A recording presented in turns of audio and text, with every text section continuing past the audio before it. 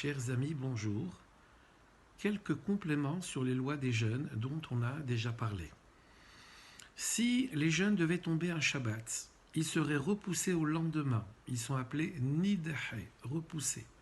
Cependant, pour le jeûne d'Esther, il sera avancé au jeudi précédent et non pas repoussé. Si le jeûne du 10 Tevet devait tomber un vendredi, on jeûnera toute la journée du vendredi jusqu'au soir. Même un Hatan dans les 7 jours de joie qui suivent sa Choupa jeûnera quand même les 4 jeûnes. Pour les jeûnes publics, à l'exception du 9 Av, on pourra manger la veille et jusqu'au lever du soleil.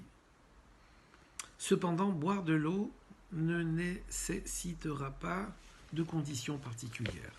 Pour le jeûne du 9 Av, on s'arrêtera de manger et de boire la veille du jour et ce avant la Shkira, le coucher du soleil, c'est-à-dire au plus tard dans les 18 minutes qui suivent l'heure d'allumage des bougies du vendredi soir.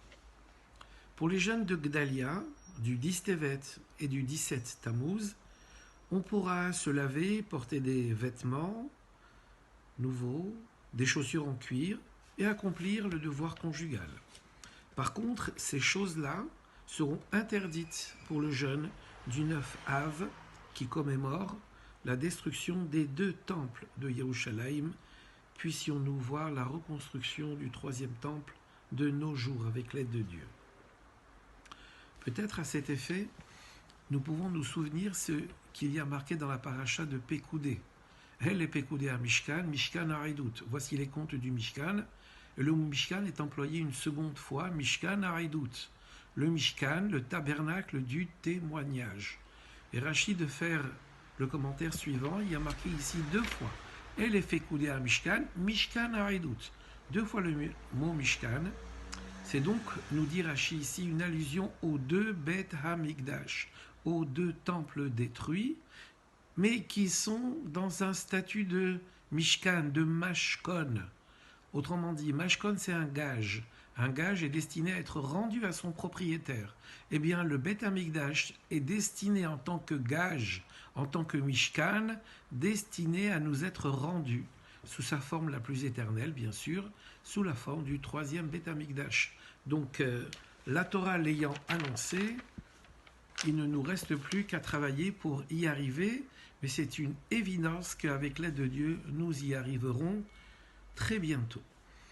Pour les jeunes publics, sauf pour celui du 9 Av, les femmes enceintes ou qui allaitent leur enfant peuvent en être dispensées si elles en sont affectées de jeûner. Un malade également, même s'il n'est pas en danger, pourra au même titre être dispensé du jeûne. Cependant, si tel était le cas, alors on ne se livrera pas à une nourriture qui relève du plaisir. On se contentera de nourrir son corps, de boire de façon à être en bonne santé. Il sera bon également d'éduquer les enfants à jeûner quelques heures, jusqu'à midi, jusqu'à 2 heures, et ce pour les associer à l'esprit du jeûne. Mais il est évident que s'ils sont petits, et plus ils sont petits, et plus on raccourcira le temps pendant lequel ils pourront jeûner, ils devront jeûner.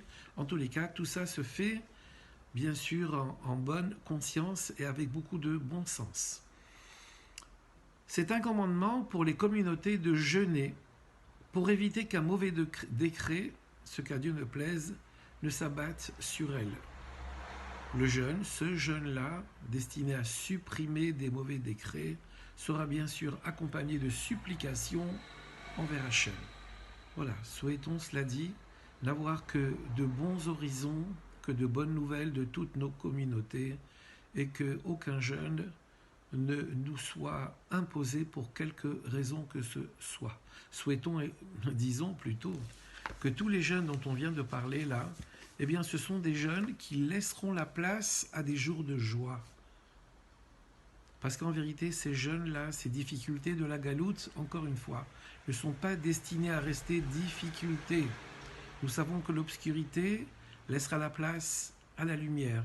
Nous savons que l'amertume laissera la place à la douceur. Alors faisons avec l'aide de Dieu le nécessaire pour que très rapidement, tout le bien contenu dans tous ces jeunes-là s'avère très rapidement et de nos jours. À bientôt avec l'aide de Dieu.